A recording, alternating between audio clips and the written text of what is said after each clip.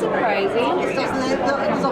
So I make fabric, lots and lots and lots and lots and lots of fabric.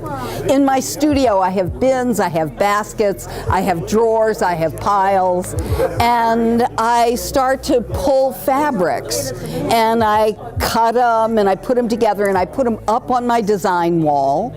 And I look at them and I scratch my head and I take them down and I cut some other stuff up and I sew some things together. I put it back on the design wall and I go, oh no, and I take it down and I cut through it with a rotary cutter and then sew some other stuff, and then I put it back up and I like scratch my head again. Do I really like this? Is this real? Should I add more? Does it need yellow? Does it need blue? Put it back on the table, cut into it again, and keep sewing until it sort of finally makes some sense for me.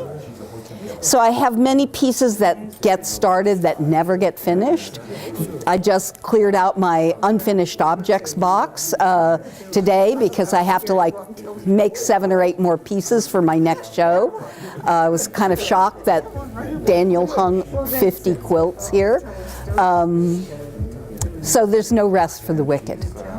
So I was working in glass. My girlfriend came to visit. I taught her glass, and I said, she was a silk painter. I said, so the next time I see you, you have to teach me silk painting. So she taught me silk painting. Silk painting's like really easy, it's fun, it's clean, it's not difficult, it's not expensive, it doesn't cut you. And so I started doing both of them together. And then just kind of slowly, it was summer, so I didn't have access to the glass lab, so I was painting, and then I just never came back.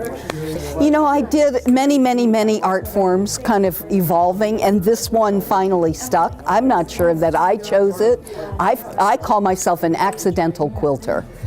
I never really was attracted to quilts. I never wanted to be a quilter. I never thought about quilting. I stumbled into it, and I just kept going. It's sort of that contrast between the accidental and the intentional. People consider me an artist, but I believe everyone's an artist. Every single human's an artist. Everyone's doing their thing and they're all creating things, so they're all artists, but I'm defined by the fact that I do 2-dimensional colouring ins, really, do these works on canvas, and so others would define me as an artist, but it's all relative. What inspires me is the thing that I have no choice in the matter. I just seem to become, if I don't do it, I'm going to go crazy, basically.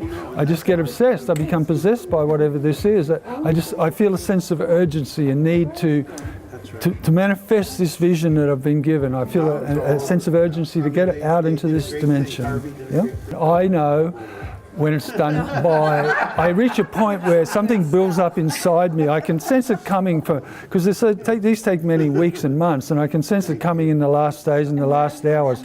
It's reaching a point where within my own humanness is as close as I'm going to get it to what I consider perfect for that piece.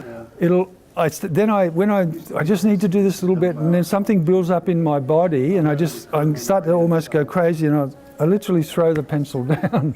That's when it's done. It gets to the point I can't do it anymore.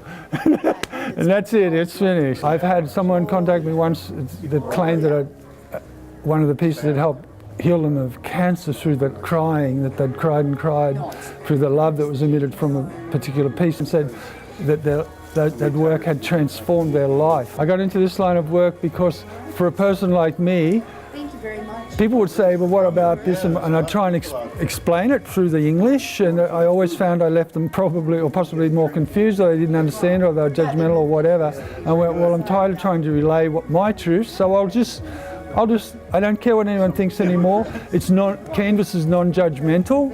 It's non-judgmental, and I can create whatever I wish on that, and I don't care what people think about it. And so it was the only line of work left where I felt, okay, it's an absolute language. That's exactly what it is. It's an absolute language. I think my light bearer, the gorilla, I like quite a bit, and the moose and the bell is also solo moose. I think those are 2 quite wonderful pieces. My journey is a lot different than a lot of artists. Some are very much concentrating on singular techniques and ideas, and they'll spend a lifetime refining those, and I admire that. For me, though, I'm always looking to approach something new and to approach something where I have to learn something completely brand new. It energizes me. And also, I'd like to know that I can't actually do something before I'm interested in doing it. I actually am very interested in as being somewhat scared in order for me to be engaged in the thing, to make failure part of the process, to come to something with the idea that an openness. And oftentimes when you are approaching something new, you're more open to it, and your expectations are not completely nailed down yet, and you're not judging yourself as readily. You know, I think in many ways things are never finished. I mean, all this is just a snapshot, right? They're all snapshots of what, you know, of a process of your creative life. And so it's like, it's just one part of it, and you go on to something else. But finished is like a word that's probably not appropriate for these things, right?